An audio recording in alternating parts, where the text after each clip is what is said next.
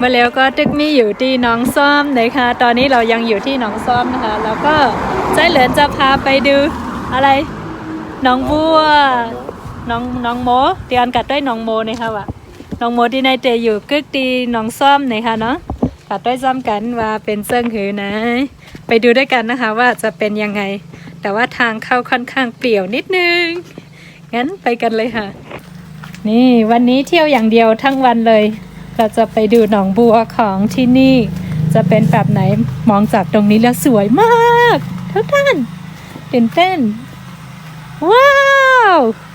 โอ้กำลังบานเลยอ่ะเขาบอกว่ามีแพด้วยนะว้าวสวยจริงๆนี่เราจะต้องข้ามสะพานหุ้ยได้ไหมนี่เหมือนมันพังๆอ่ะนี่หนองบัวสวยมากฮะข้าแหงว่าแหงร้อยนั่นน่ะข้าแหงว่าเดี๋ยวแบบมันเจ๋งว่ามันโอ้มันเจ๋งมันมีหมอกโมงอะฮะอันนั้นมันกี่แห้งเนี่ยนะเว้ยนั่นโอ้ดอกบัวกำลังบานเลยมันกี่แห้งอะวันนั้นจะเหลินเล่นได้ฮะอะไรเด็ดได้ด้วยเหรอฮะเด็ดได้ด้วยเหรอเด็ดมากแล้วสวยอ่ะดู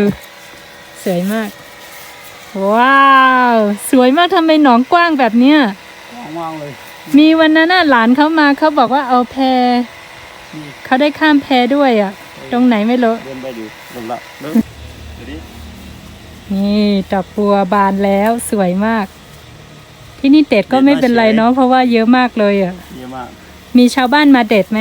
มีเด็ดไม่รู้จะเอาทำอะไรค่ะแต่เขาเอาไปถวายพระอยู่นะเห็นเมย์เอาไปถวายพระอยู่ที่บ้านน่ะเพราะว่าหลานมาเที่ยวหลังหลานมาเที่ยวคือให้เด็ดดอกบัวไปเพราะว่าเมย์อยากไปถวายพระอะไรแบบนี้แล้วเราก็พับให้สวยมากที่นี่แต่ว่าทางไปค่อนข้างรกนิดนึงที่นี่ถ้าทำเป็นสถานที่ท่องเที่ยวนี้สุดยอดไปเลย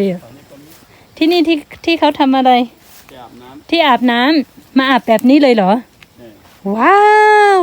อาบน้ำท่ามกลางดอกบัวเนี่ยนะโอ้สุดยอดเลยทุกท่านดูชอบมากว้าวกำลังบานก็มียังไม่บานก็มีเยอะมากเลยไม่น่าจะใช่ทางไปมั้งพามาผิดทางใช่ไหมไม่ใช่ไม่เคยมาไม่เคยมาโอ้มาอยู่เป็นคนหนองซ้อมแต่ว่าไม่เคยมาแปลกมากเพราะว่าเห็นหลานมาแล้ววันนั้นเราก็ไม่ได้มาด้วยเพราะว่านั้นหลานมาห่มไรมาจอมตีในประเทศตีแหล่อองตีแหล่ในฮังรีเป็ดใจพี่น้องเขาประมาณหนองซ้อมก็อย่าเล่มมาเวทเลยฮะมาเหลียวพ่องตะกี้ค่ะกว้างว่ากว้างน้องโมตีหนองซ้อมฮังรีเต้ๆค่ะซ้อมในห้องกึกหนองได้กันหนองซ้อมในห้องกึกหนองในอ่ะที่อย่างไรห้องหนองซ้อมมันเด่นเดียวเหรอต้นมือกุปากเขาอยู่ยามาถ้าเป็นเจ้ามาทั้งซ้อมดินในเป็นหนองไปนะว้าวมีที่มาที่ไปนะคะทุกท่านหนองนี้คือเมื่อหนองซ้อมก็จะไปคล้ายๆเพนอะไรประมาณนี้แหละใจเหลินบอกว่ามีชื่อเรียกมาจากเมื่อสมัยพระพุทธเจ้าได้มาฉันเพนที่นี่เขาก็เลยเรียกว่าหนองซ้อมนะคะโอ้ใจเหลินนะกว้างน้ำเป็นไซเนาะ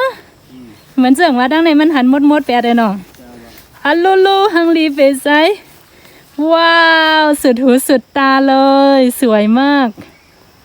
โอ้ทุกท่านชอบมากเลยแต่ว่าเรามาช่วงบ่ายแดดร้อนหน่อยแล้วก็เดินไกลนิดนึงไส้เหลินบอกไม่เคยมาขนาดเป็นคนที่นี่ยังไม่เคยมาเลย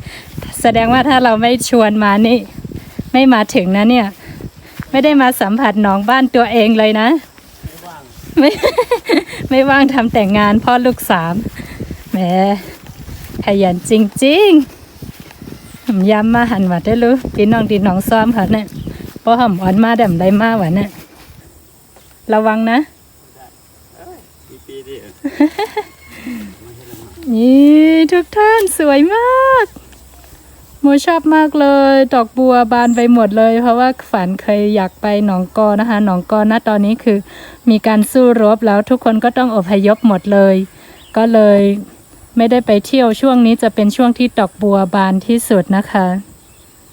เสียดายมากๆหนองกอนี้จะอยู่ใกล้ๆกับน้ำลันเพียงไม่กี่ชั่วโมงเองสวยจริงๆที่หนองกอเมื่อเร็วที่หนองกอค่ะนะพี่น้องหนองกอเขาไล่ไปเพ่ไว้ย่านไปทางไหนมือกูปอกได้ใครว่าอยู่ที่น้ำลันแห่ใครกว่าเลไหนก็หนาว่ามันไรกว่าย่านเวอร์เจนนั่นแหละมันไรกว่าในเซต้าก็มาที่หนองซ้อมในก็ไรหันหนองโมอยู่ค่ะอุ้ยมีเพด้วย ไปไหน เฮ้ยอยากไปได้เหรอไปได้จริงเหรอ ไม่แน่ ไม่แน่อุ้ย ถ้าว่ายน้ำไม่เป็นอ่ะอย่าเลย แล้วว่ายเป็นอยู่ เดี๋ยวถ้าว่ายเป็นไม่เป็นไร เมื่อวันหลานเขามาหวานจริงทุนเขามาหวานเมื่อวันแต่ เออ ดูดิ เฮ้ย ไม่ชวนกันไปหรือ ลองเป็นไหม ของบ้านก็ไม่มีอันนี้บ้านเขา อ๋อ เข้าหนอง เนอะ ไปเอากันเลย สวยอ่ะสวยมาก มีให้ลองแพด้วย ยังไม่ให้เราขึ้นนะซ้อมก่อนว่า จะเอายังไง อยากให้มันไปทำ มาอยู่จอมฝังดิอ่ะ แม่เป็นไหมอ๋อมันโดดเสียงเล็กกลางเลยนะเขาว่ามาก็เลย ได้แล้วเหรอ ขึ้นได้ใช่ไหม โอเค ขอตัวไปขึ้นก่อน มั่นใจไหม ก็อยู่นี่ แต่ก็อยากไปนะ เรามาอยู่บนแพแล้ว แต่ไม่กล้าไป อย่าไปเลย ไม่ไปดีกว่าเฮ้ยเราไม่กล้าขึ้นจริง ถ้ายอมเปียกกันจะไม่เป็นไร ๆ เนาะแต่ก็ไม่ได้ ยอมแพ้ ยอมแพ้แพ้ พอเลย โมไม่กล้าขี่ เพราะว่าน่ากลัวมากนี่ต้องเปียกแต่ว่าไม่อยากจะเปียกกลัวลูกไม่สบาย บัวมาได้นะ ไปคนเดียวลองคนเดียวไปเลย อารมณ์ฮัดกว่าก็ย้ำก็ลูกเขาเป็นวัดนี่หมอหมอมากขึ้น เสียดายไม่ได้มากับสาวๆหลานๆนี่ไม่กล้าขี่ เฮ้ยเปลี่ยนนี้ เอ้ยเก่งนี่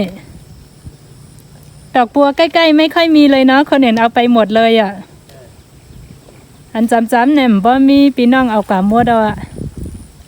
เขาเดมฮัดขี่ยาวเวทไซเต้นอ่ะ พี่เดนหรือมีใบพายมันหนุนที่อยู่นั่นแหละเนาะ น้ำลึกไหม ไม่ลึกจริงๆแล้วมันหนูมีใบพายแบบเนี้ย อย่างเงี้ย ไม่ลึกนี่ประมาณเท่าไหร่ขอดูไม้หน่อย ถือว่าลึกอยู่นะอ๋อโอเค ประมาณนี้ก็โอเคอยู่ ประมาณ1 เมตร อื ประมาณ ม 1 เมตร ย้อนเบอร์ครั้งแรกเขาเอาไว้ในกลางในเขาโกกว่า ฮะ เขาโกแป้กว่าเขาโกแป้ไหลเนาะเพราะไว้ให้ไหนได้มันก่อมกว่ามันไหลเอาอะเก่ง แต่เราไม่กล้าขึ้นเสียดายมากเลยอะกัดแขนกันนะห้ามฮัดคืนเสียลายเป็ดใส่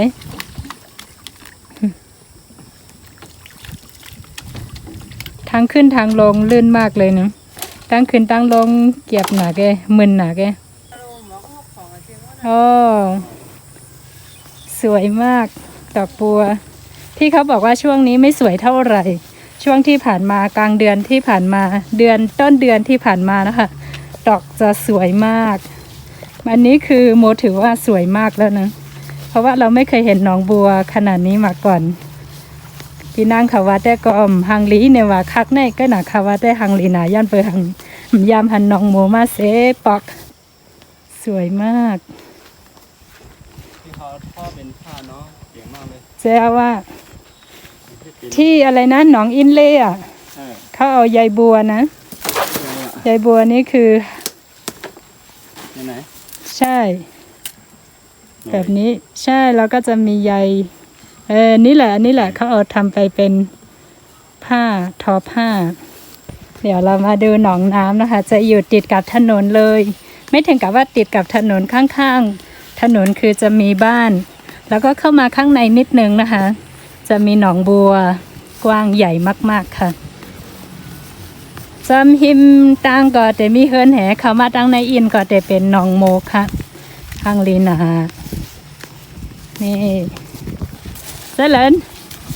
ค่ะ จ้ามาดีอ่อนมาแหละ ดีค่ะ วันนี้ใจเหลินเอาพาเที่ยวทั้งวันเลย ดีใจมากๆได้เที่ยวก่อนกลับตองเล่านะคะไล่แหล่เมื่อไปเมื่อตองเล่าเนี่ยคลิปนี้นะคะ เราจะปิดคลิปเพียงเท่านี้พรุ่งนี้ก็จะกลับตองเล่าแล้วต้องขอบคุณใจเหลินนะคะ ที่มาส่งเราเที่ยวตลอดทั้งวันเลยยินจอมใจเหลินตีอ่อนมาแหล่ตั้งวันเมื่อในป้อมนั้นแต้มไรแหล่ค่ะพบกันใหม่ค่ะ